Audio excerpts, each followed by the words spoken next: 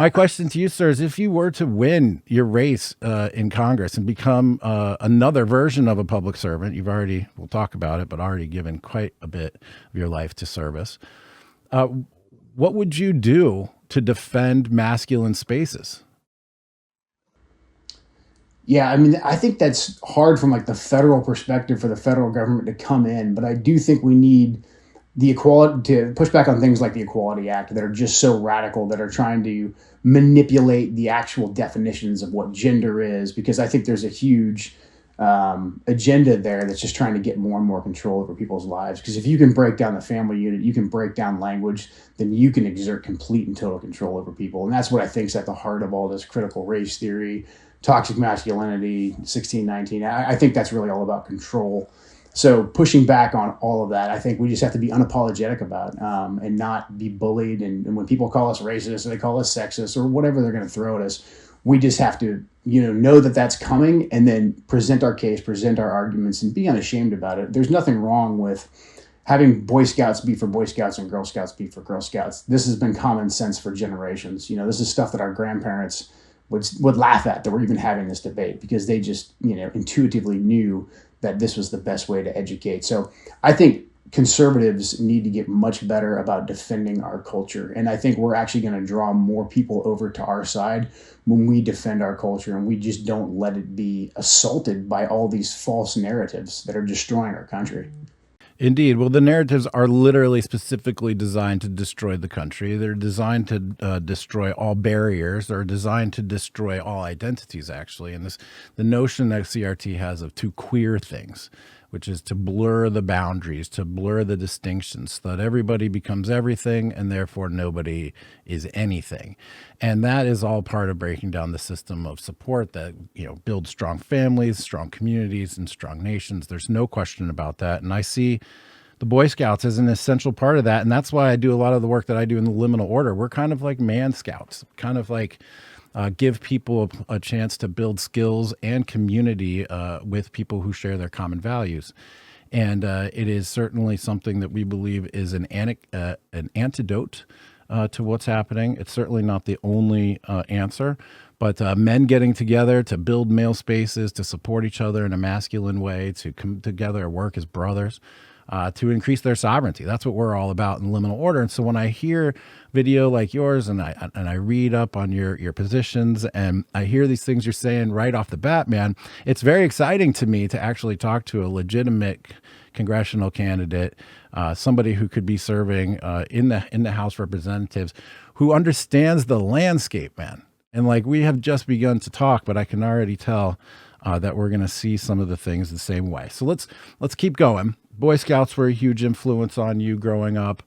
They drew you towards a life of service, cowboys and Indians kind of stuff. Tell us about that, how that evolved, let's get into your career there. Yeah, so I mean, eventually, as you get a little bit older, you have to make some serious plans. So I started bothering the military recruiters from the time I was like 15 on, being like, "Hey, I read this World War II story where guys enlisted when they're 16. Can I do that?" And they're like, "No, kid, you have to finish high school."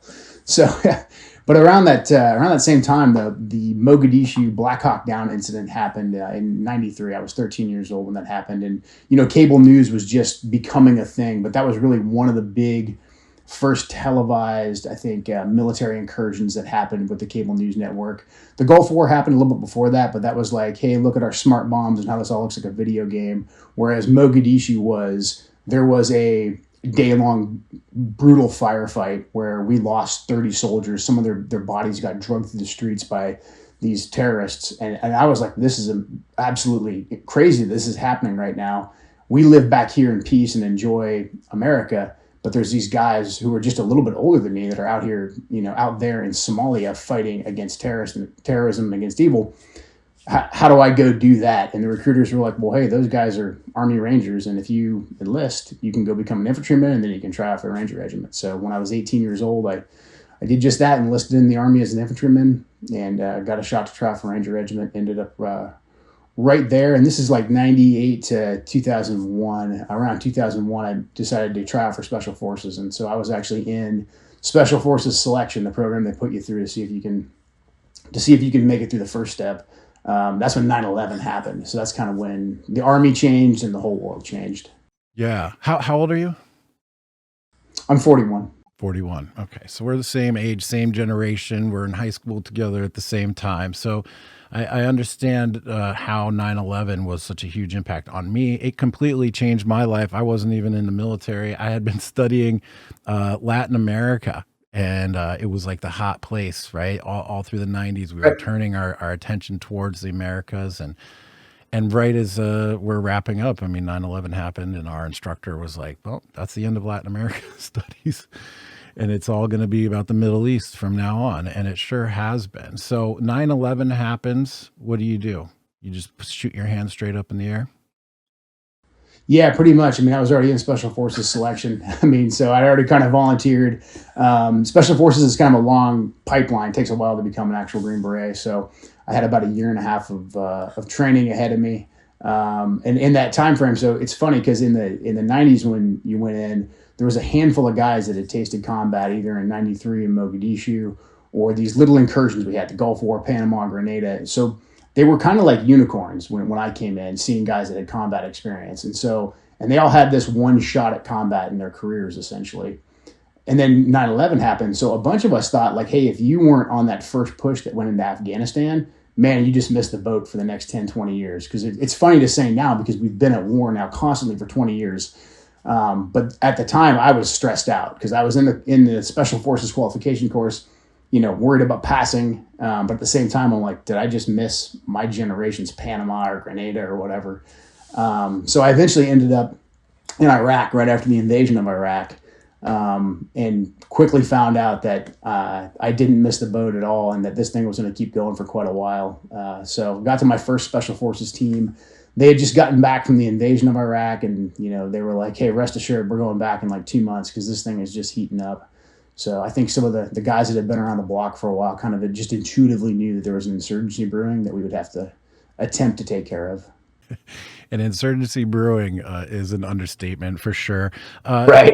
Let's talk about your training. I know they throw a lot at you, and I know the system is grueling and brutal, but is there something that stands with you still to this day, like something that you learned or a process that you went through or some experience, something that you've taken from that, which was all those years ago, 20 years ago now?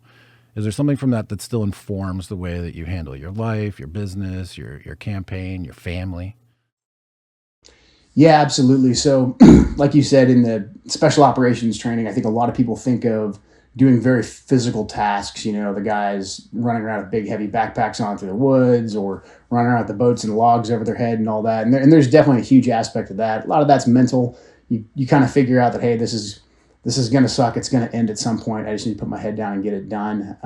There's physical preparation you can do and all that. But for me, the culmination of Special Forces training and Green Berets are designed to go in behind enemy lines, work with local forces to either go after terrorists or to overthrow a government. So our final phase of our training is called Robin Sage, and we essentially go into a community in rural North Carolina, and it's sort of live action play. They have some role players there that play the roles of guerrilla leaders, and then we legitimately train up guerrilla forces from the local community. So people that have nothing to do with the military that we give guns to, they have blanks and all that. It's not real, but it's as close to real as you can get. And so it's a very dynamic situation where you're always doing something sort of wrong. It's controlled chaos. And in that, to make it through and to not lose your mind, you have to be really comfortable with being uncomfortable, which is almost a cliche nowadays.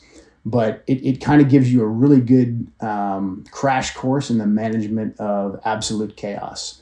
So I still really fall back on a lot of that training I had. It was the best, most eye-opening training that I ever had that really prepared me for some of the situations that got put in overseas. So yeah, I fall back on that. Hey, it may seem like things are falling apart right now, especially being a new politician, having to balance a whole bunch of different things that I've never done before.